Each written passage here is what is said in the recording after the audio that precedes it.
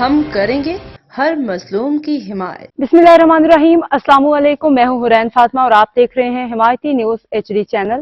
نظر ڈالتے ہیں آج کی اہم خبروں پر۔ وفاقی حکومت کی جانب سے یوٹیلٹی اسٹور کارپوریشن کے ملازمین کا احتجاجی مظاہرہ، حکومت کے خلاف شدید نعرے بازی۔ 16 سال ملازمت کے بعد بغیر وجہ اور نوٹس کے نکالے جانے والے ملازمین کا وزیراعظم پاکستان صدر پاکستان سے ملازمت پر بحالی کا مطالبہ۔ بصورت دیگر پارلیمنٹ ہاؤس کے سامنے خودسوزیاں کرنے کا اعلان۔ 2 روز قبل بھی ایبٹ آباد کے رہائشی نوجوان نے ملازمت سے نکالنے پہ خودکشی کی تھی۔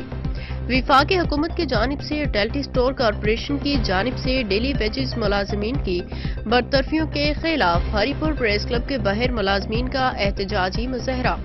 احتجاجی مظاہرہ سے خطاب کرتے ہوئے عاطف خان، جہانگیر خان، ذوالقرنین، عمران دیگر نے اپنے خطاب میں کہا کہ حکومت وقت ہوش کے ناخن لے اور ملازمین کا معاشی قتل بند کرے۔